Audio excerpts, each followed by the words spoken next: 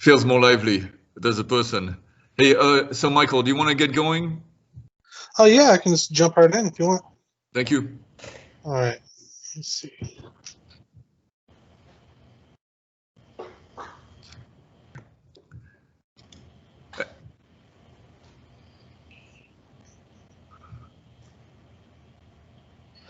All right, so my name is Michael Henry.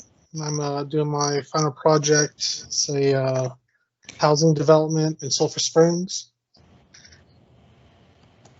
So the site itself is where I'm going to start.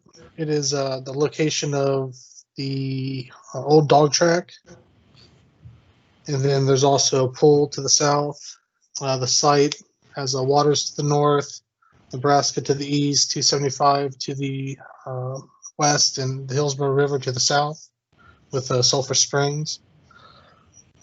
Then you can see on the left-hand side, that's just a proximity map. It's about 5 miles north of downtown. And how many acres is it? Down. So the site that I'm doing now is about 52 acres. Mm-hmm. Yeah, so that red area is 52. Mm-hmm. All right, so just a little history. During the early 1900s, Sulphur Springs was one of the premier attractions in Florida. The town of Sulphur Springs was a desirable home for upper and middle class families. The town had its own bank and post office. It had Florida's largest arcade, which was built to the north of the spring. During a hurricane in 1933, the Hillsborough River Dam failed and it flooded the city, leaving much of the city damaged. And having to deal with both the flood and the Great Depression, businesses failed and the town never gained its previous luster. So here I also just have some postcards from Sulphur Springs. Just kind of show what it used to look like. Of course, well, I'll get to that next. Okay, so one area I was looking at for precedent was a housing development in Sweden.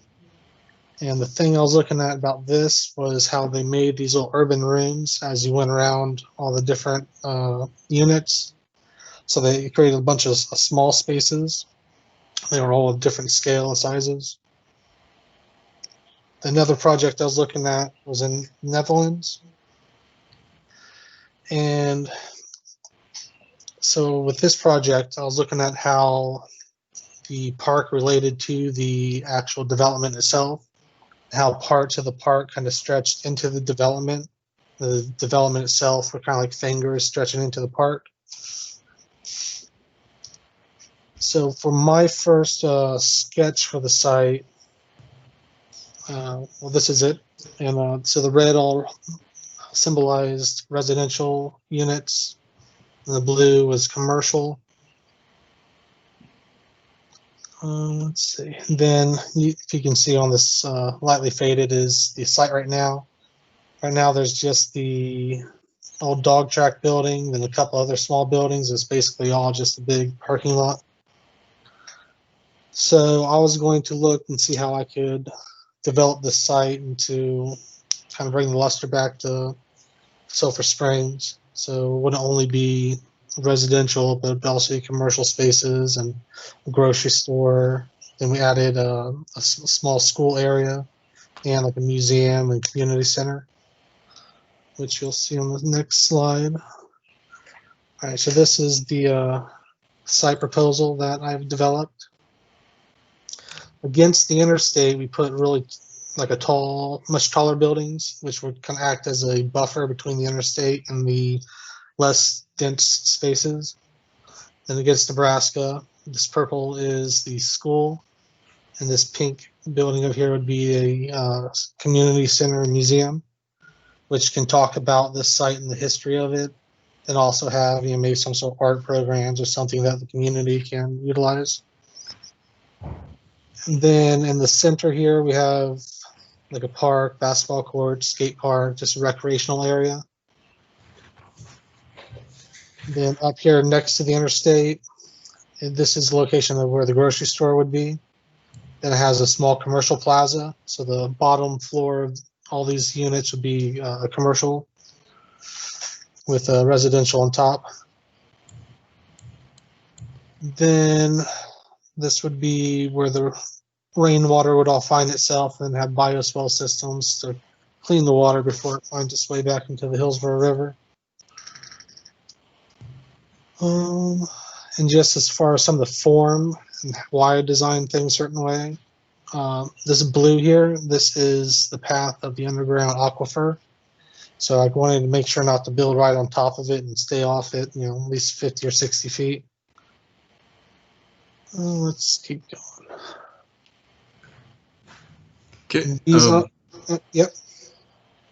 I just realized that the exit from I-275 was not Waters, but the street below that. Correct. Are you changing the exit from 275? Yeah, I think if they were going to develop these areas, they might as well put the interstate on the main road, because right now Bird Street, which was the existing road that the interstate connected to, the only thing it was for is really to get on the interstate. So you might as well just go ahead and move the ramp if you're going to go ahead and develop all this site. All right, let me continue. Okay, so these are the unit counts. The high dense area along the interstate has about 600 units, about 2/3 of the units. Then the rest are townhouses of some sort, which are another about 300 units. Then I have the parking ratios down here. So the tower is about 1.5 to 1. Townhouses are 2 to 1. And right now there's enough for 200 street parking. Then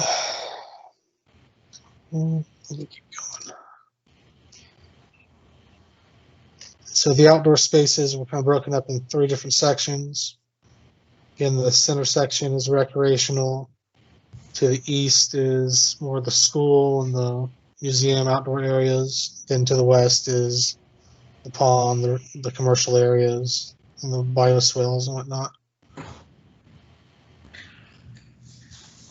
These were just a couple images I captured from inside the neighborhood. Then my last sheet, this is kind of the different sorts of unit types. So there's 2-story townhouses, double-stacked townhouses along the perimeter. There's a low-rise tower, high-rise towers, and live-work townhouses, which have, of course, living or the work area on the street, an entrance on the back. And then there's double skip-stop apartment units. So every floor or every hallway, has a unit above it, or it connects above it, and then also below it. So there's only a stop every 3 floors. And that's where I am right now. Are you going to show your 3D model? I can, yeah. Let me jump out of here. So this is, of course, it's not 100% complete, but that's where it is right now. Can you zoom around and show us like the towers that are facing 275, and what's your parking strategy? What's the pedestrian? How the Sure. All right. So against the interstate, we made much larger buildings to be a buffer, between the interstate and the smaller buildings. The parking, we're going down half levels. Here, let me. All right, so this is up a half level, this back porch area, or this pathway area, which all the units have lawns. Let me turn that off. See, then it goes down another half level, so you have parking below. So all the main townhouses have little lawns in the back, and then there's a pathway connecting the pedestrian areas. And these have much lower connection points, so you can walk through, 1 block then walk through the next block, and connects to the next block, and so on. That happens, between all of them.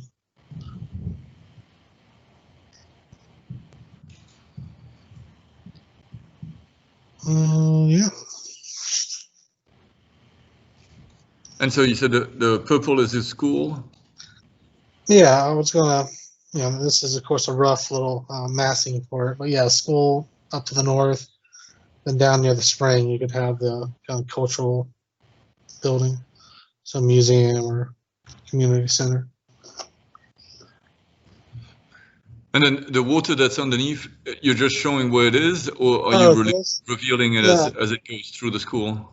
No, I mean, you could reveal it in the patterns or something of that nature, but I wasn't getting into that yet, no.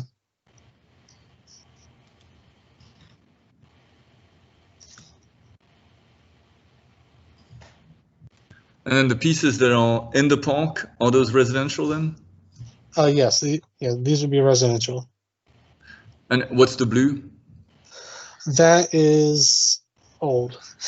That should be all the same color. What's the blue further to the? Oh, blue typically is like a little commercial shop. Mm-hmm. So on the left side, that's basically a plaza, a commercial plaza? Yes. Then you would have residential above the commercial.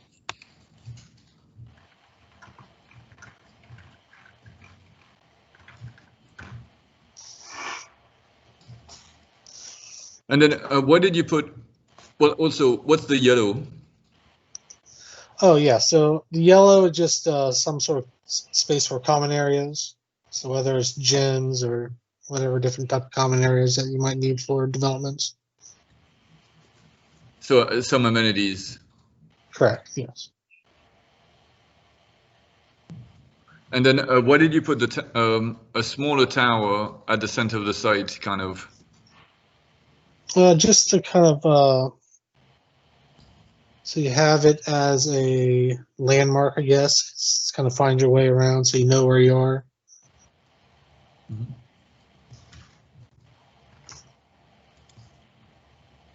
So going forward, couple of things.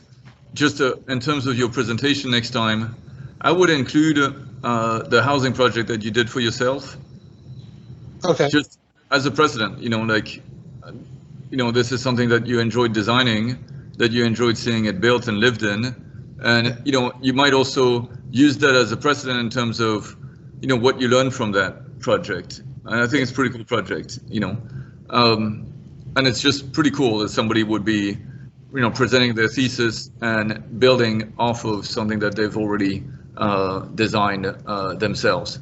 So and then your last slide where you on PowerPoint where you showed just a bunch of little details, you've got to have all of those as separate slides. The advantage of PowerPoint is that you can direct people specifically to something as opposed to a mirror board where the jury might be swimming somewhere in the mirror board and you don't know where they're at. With PowerPoint you can say this is what I wanted to look at, and instead of us having to follow your mouth and being distracted with something else, you just show us the story you want us to look at. Yeah. And then you've got to find a lot more views. I mean, you have more time, and you're spending a lot of work and good work into the project. You've got to give us more views of the overall in terms of the overall massing model. What's your strategy for the buildings next to 275? What's your pedestrian strategy, vehicular strategies, the block strategies, and then going to the blocks themselves, talking about that, and then talking about the different types of unit projects that you're doing. Okay. Basically, lead us through it a little bit better. In terms of the next step, obviously you could design the whole thing. Is there one particular part of the project that you're interested in developing? Well, I do want to further look at the museum and school, even if I don't get like a full plan, just kind of finish the outside massing of it. And then at least, well, I don't think I'm going to finish everything on on this model necessarily. Like if you go back to some of these drawings, I do want to look at the southern area a little bit more, because this is the last part I did and I didn't really put too much into that. And then I just kind of want to start laying out sheets for each unit, kind of like what you're saying. Where I have maybe a plan, section, elevation, all in one drawing, so I can go through each unit type. What is the lake on the right of 182? This right here, this would be like tension, so right before the bias wells. Okay.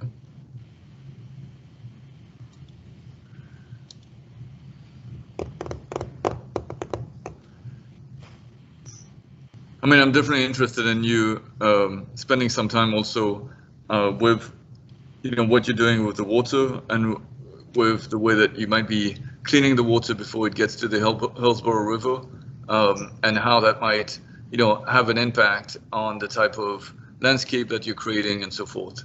Right. I'm also interested in how can you make, I mean, I like this this plan. How can you make the school less of an insular building? And I don't know if it's through the water, but when you're showing it as the 3D model, it just feels like it's to the side of the housing development. Is there something that the housing development can benefit from the school being there and vice versa? You know what I mean? Okay. Like, where would the enclosure be? Is there an enclosure? And what is that type of space that's around the school versus the housing, and to create something that is more a space that might be enjoyed by the community as opposed to just as a school. Okay.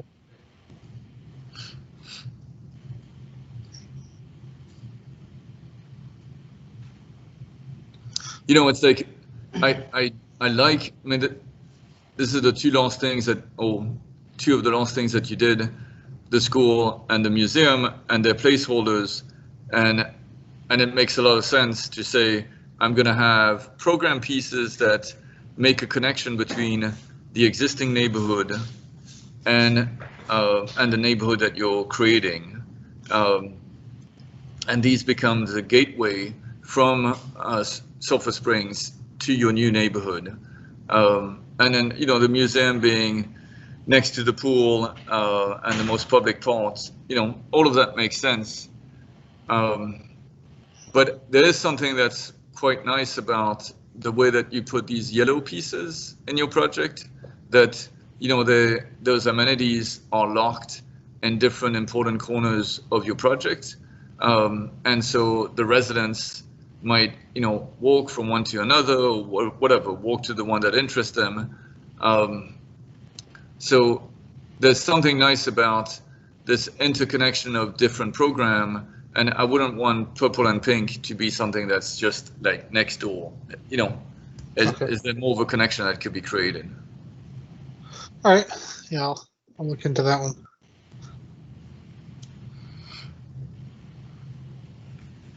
The advantage of inviting a juror is so that I'm not the only one speaking.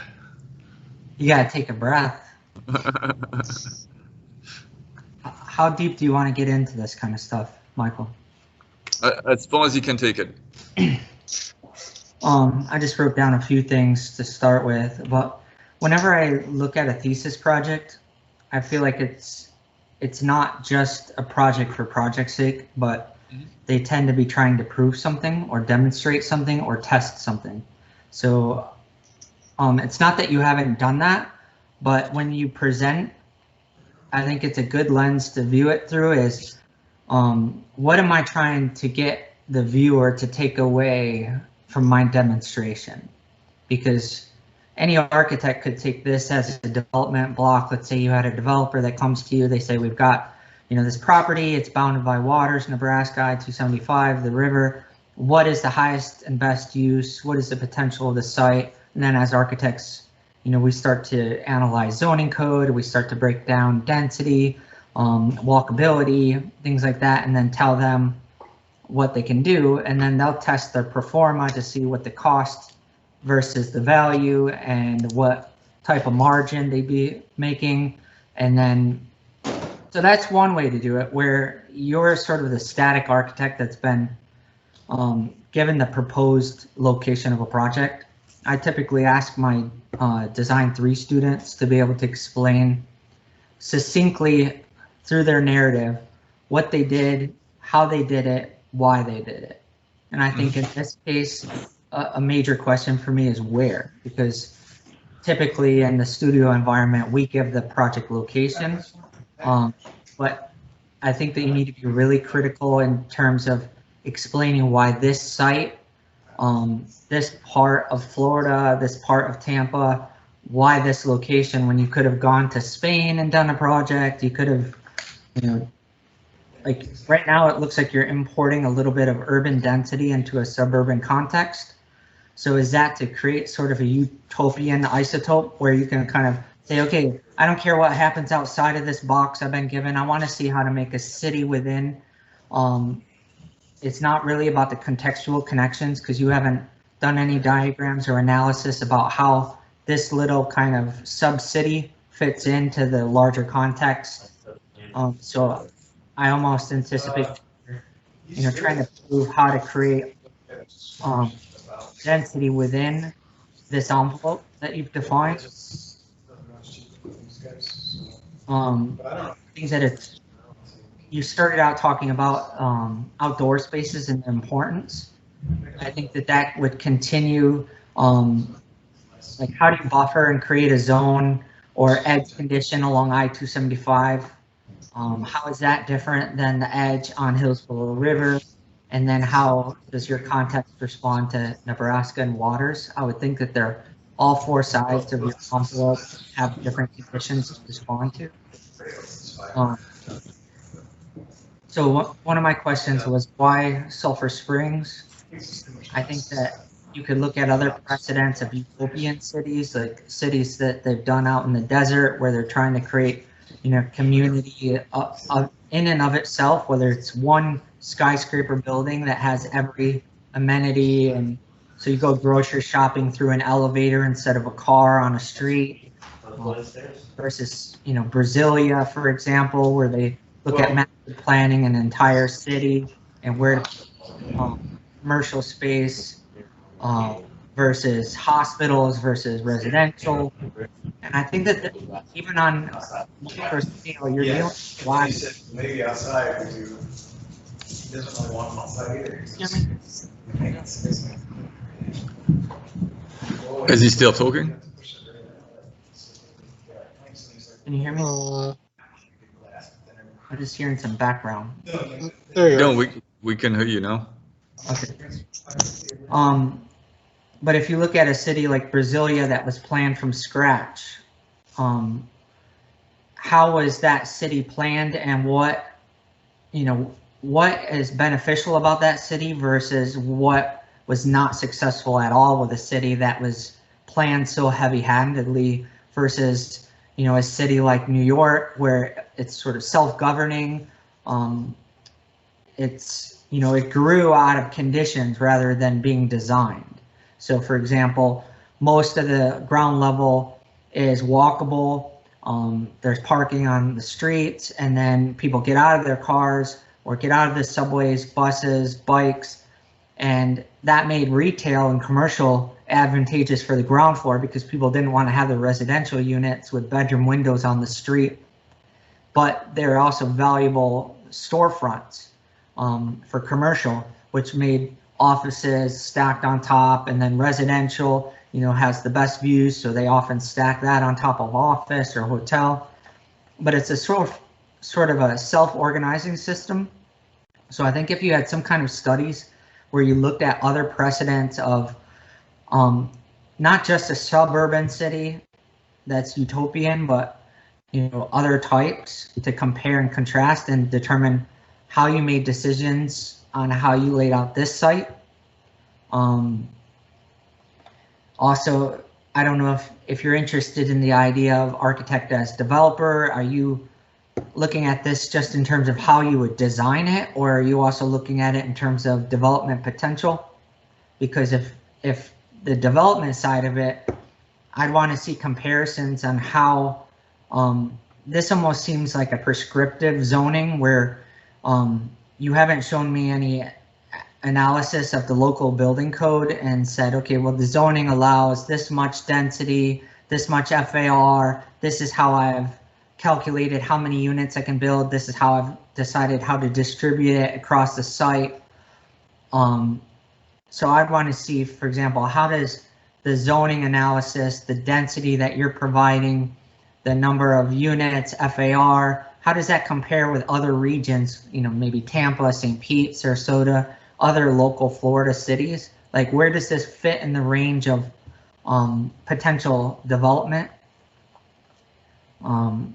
So obviously you usually take the acres and then convert it to square feet, and then that's going to give you an FAR, or do you know what floor area ratio is, Michael?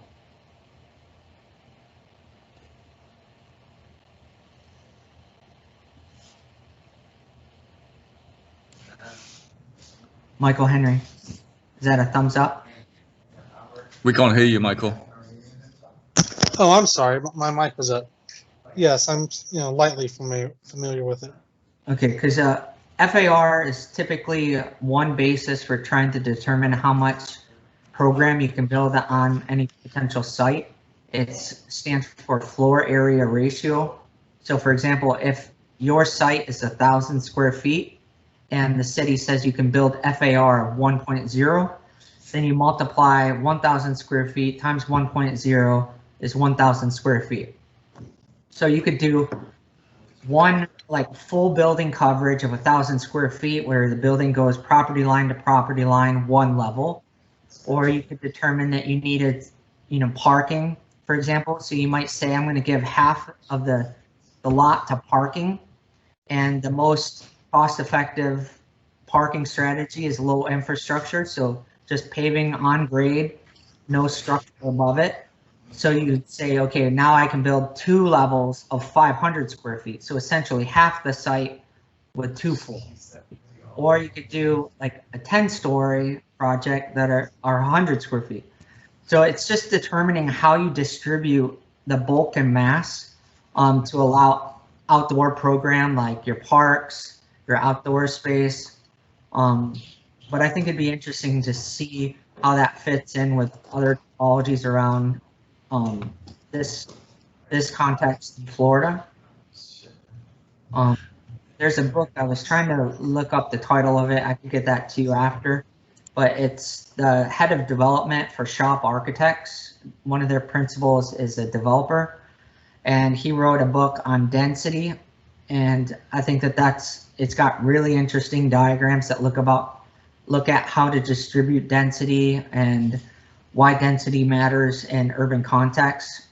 I think that you could use some diagrams that help talk about why you did single family row homes in a certain location versus the location of the school on the boundary. Like, do you see that school that Michael's talking about? Is that, purposely against the buffer of I-275 to insulate the housing from and mitigate it from the sound and effects of a large highway, versus if you decided to centralize that housing or centralize that school like in the center of your site, and then you allow the housing to wrap around it. Now you're creating more of a proximal relationship where the housing is all pretty close to that school. All the kids could walk versus, having a group of kids 4, 6 blocks away while some kids are a block away.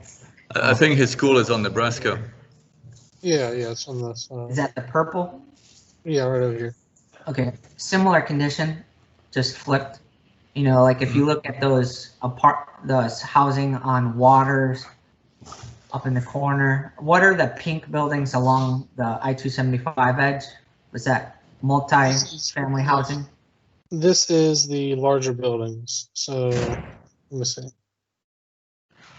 But multi-family housing? Yeah, the towers. Yeah, it's not like apartments, multifamily. What was the purple on that So, side? for example, you've just created your highest density of potential school kids as far away as possible from the school. Yeah, I see what you're saying. I think the main reason why I put it here was also to connect it more with the old neighborhood, which is to the east. Yeah, but you're going to have, if you compared the density of what you're proposing on this site, I guarantee you have a lot more families living within that radius than the rest of those neighborhoods, because you can see how much suburban sprawl they have. Like that street on Nebraska, there's a lot of empty space without any urban buildings on it at this time.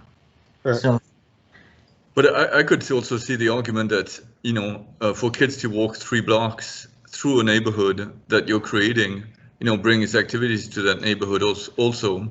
And yeah, I think that, you know, he has 900 units. That in itself is not going to support a school on its own. No. So to look at it as something that's, you know, in between the neighborhood and your new neighborhood, you know, kind of makes sense. But I think there's a lot of good comments there. Definitely your presentation should be more about, this is my position. This is why I selected this site. Okay. This is, you know, my design strategy. And I don't think it matters so much to go through precedents. It's more like, you know, I mean, you've appropriated, you know, some of the strategies from those precedents anyways. Just talk about it in terms of your own project. I think that, you know, you can, that book you mentioned, is that a book you recommend I read, Tommy? I can't remember it. Yeah, I read that book. I think that's a great book to read, actually, because it's definitely somebody who takes a position in terms of, you know, for him, cities matters. Cities, you know, are a way to solve environmental problems. They are a way to solve economic problems. We should look at ways to densify our cities.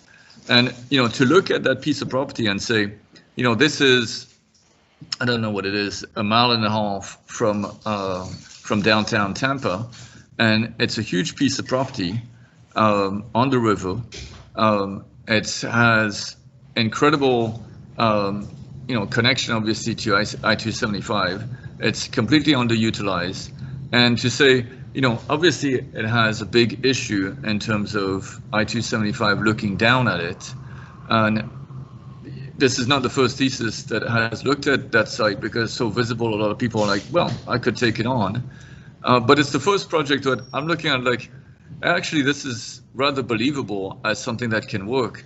It's tough to look at a piece of property that's over 50 acres, that's on a highway, and to turn it into something that is a livable neighborhood.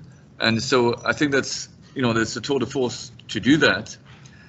I don't think it's a isolated neighborhood. I think that you're kind of straddling doing something that's like, it's, you know, its own identity, but also you went to great lengths to connect it. You know, everywhere there's a street, you know, crossing waters, everywhere there's a street crossing Nebraska, you have made a connection. And so you're kind of extending the grid into your project.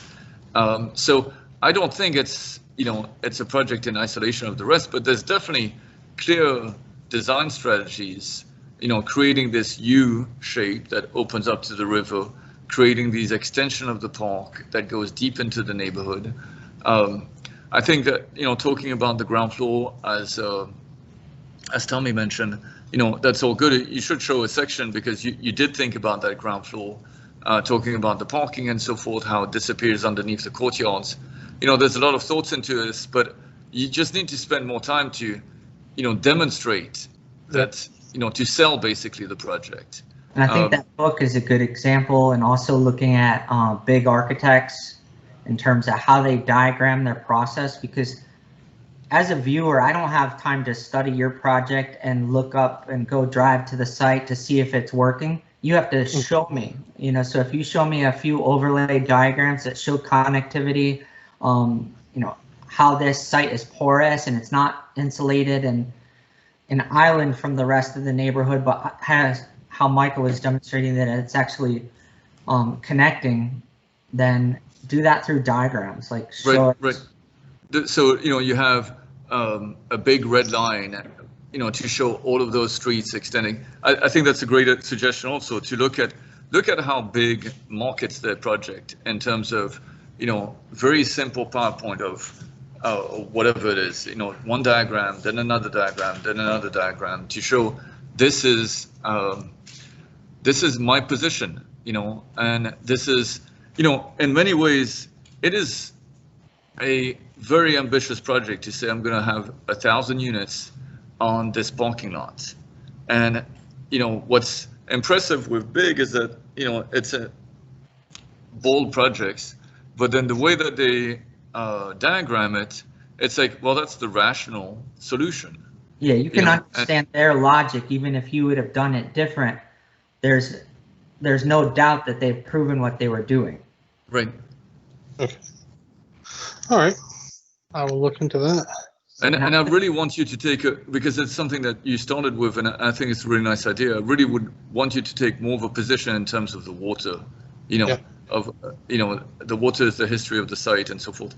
Hey, by the way, Sulphur Springs is an African-American neighborhood, isn't it, or not? Originally it was not. Now it's about 2/3 around that. Okay.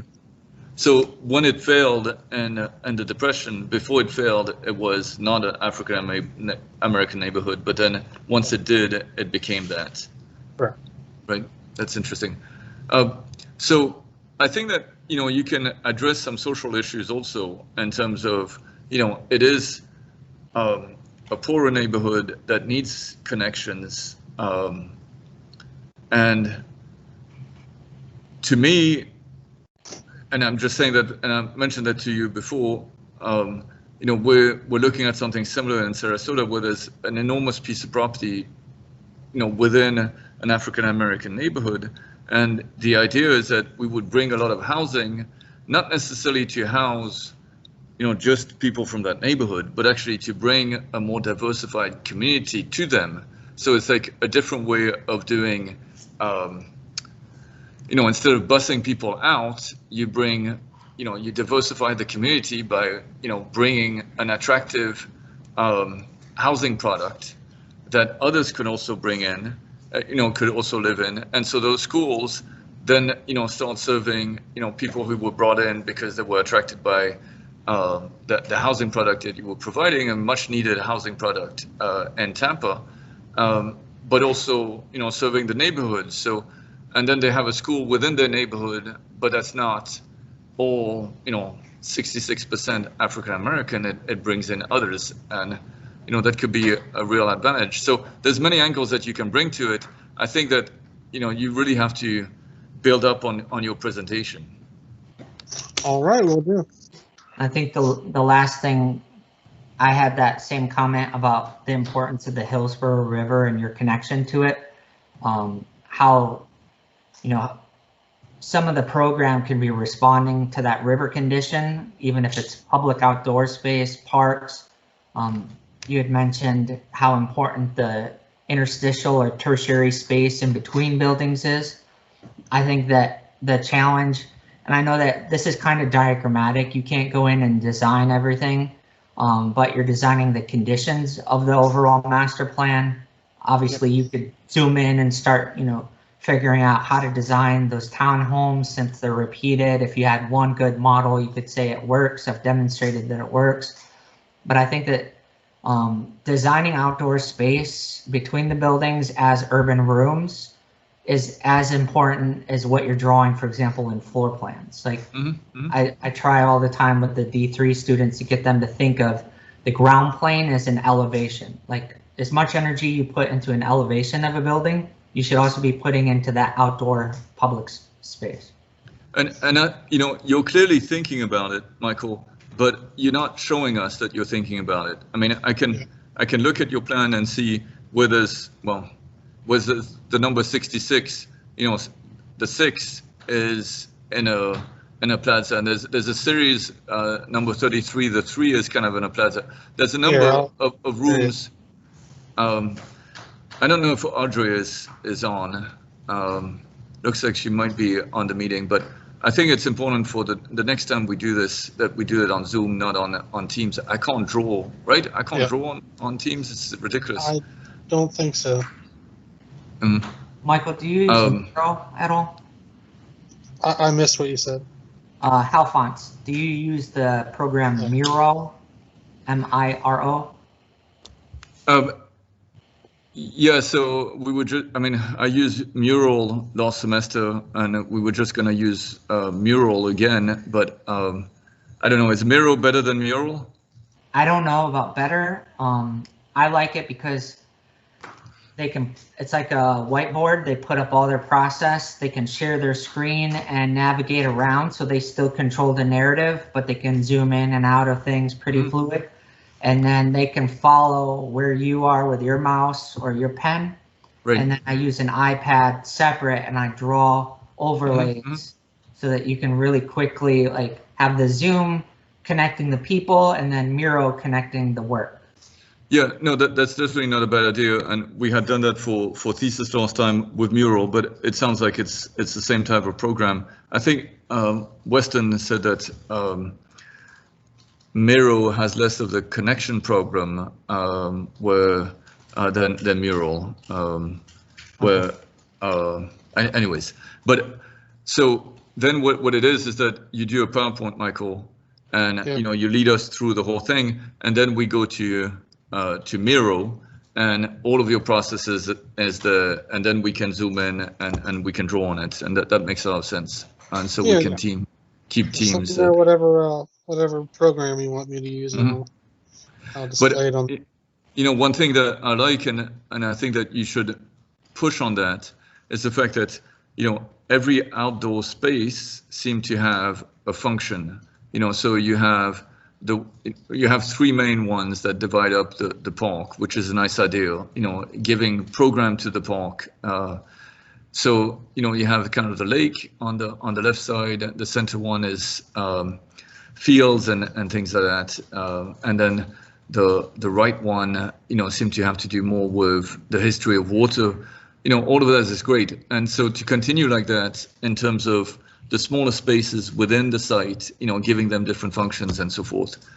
You know, you have, I don't know, maybe 5 weeks left, something like that. Yeah. And it doesn't mean that every single housing unit has to be designed. It's more like, you know, pick what interests you the most. Yeah, and proof of concept. What did you say, Tommy? Proof of concept. So you don't have to design every building, but if you show, for example, a townhome, you have multiples of that. So you show that you can prove that works. And then based on what you were saying, Michael Henry, have you been to the St. Pete Pier? Not the new one. That might be a good little like breath of fresh air, get outside, go see that, and then look up how landscape architects define different zones, like active outdoor recreation, passive, natural Florida landscape versus like controlled kind of manicured type of landscape. And obviously you don't have time to become, you know, a landscape architect, but if you can kind of follow some of the principles and just kind of check those boxes, I mean, it'd be pretty cool if we had a landscape architecture thesis that would dovetail into yours. They would take your project and, you know, do the landscape for you. Yep.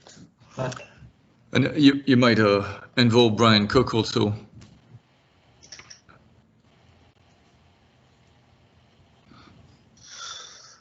What's fun, you know, I mean, what's nice about, there's not much that's nice, frankly, about doing teaching online, I think. But one thing that's a big advantage is that you can bring anybody you want, you know, and it's kind of,